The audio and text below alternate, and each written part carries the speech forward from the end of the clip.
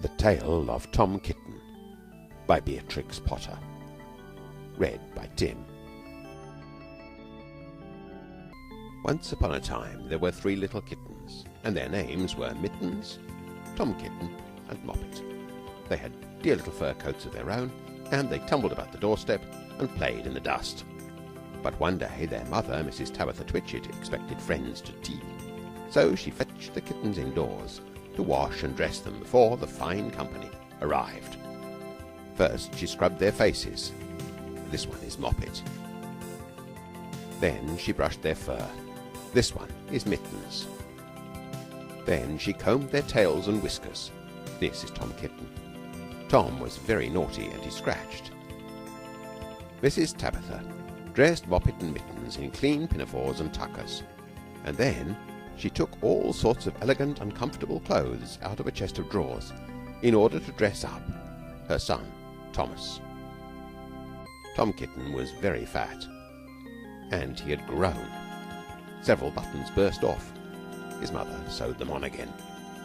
When the 3 kittens were ready, Mrs. Tabitha unwisely turned them out into the garden to be out of the way while she made the hot buttered toast. Now, keep your frocks clean, children. You must walk on your hind legs. Keep away from the dirty ash pit, and from Sally Hennypenny, and from the pigsty, and the puddle ducks. Moppet and Mittens walked down the garden path unsteadily. Presently they trod upon their pinafores and fell on their noses. When they stood up, there were several green smears.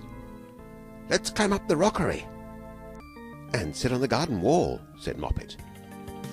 They turned their pinafores back to front and went up with a skip and a jump.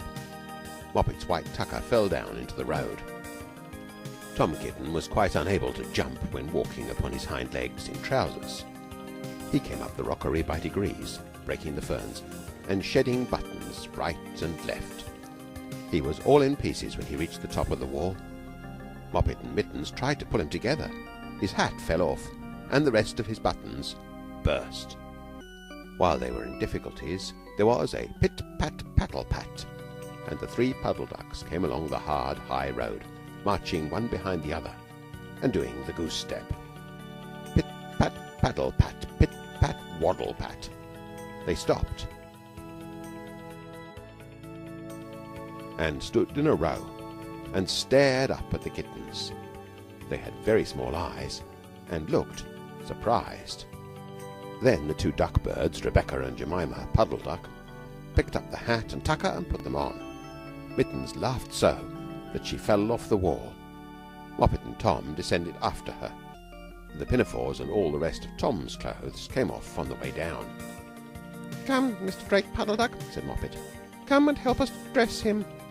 Come and button up Tom." Mr. Drake Puddle Duck advanced in a slow sideways manner and picked up the various articles, but he put them on himself. They fitted him worse than Tom Kitten. "It's a very fine morning," said Mr. Drake Puddle Duck. And he and Jemima and Rebecca Puddle Duck set off up the road, keeping step. Pit-pat-paddle-pat, pit-pat-waddle-pats. Then Tabitha Twitchit came down the garden and found her kittens on the wall with no clothes on. She pulled them off the wall, smacked them, and took them back to the house. "My friends will arrive in a minute, and you're not fit to be seen. I am affronted," said Mrs. Tabitha Twitchit. She sent them upstairs, and I am sorry to say she told her friends that they were in bed with measles, which was not true. Quite the contrary. They were not in bed, not in the least.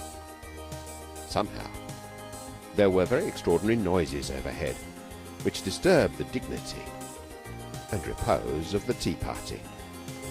And I think that some day I shall have to make another, larger book and tell you more about Tom Kitten. As for the puddle ducks, they went into a pond. The clothes all came off directly, because there were no buttons, and Mr. Drake Puddle Duck and Jemima and Rebecca have been looking for them ever since. The Tale of Tom Kitten. The End.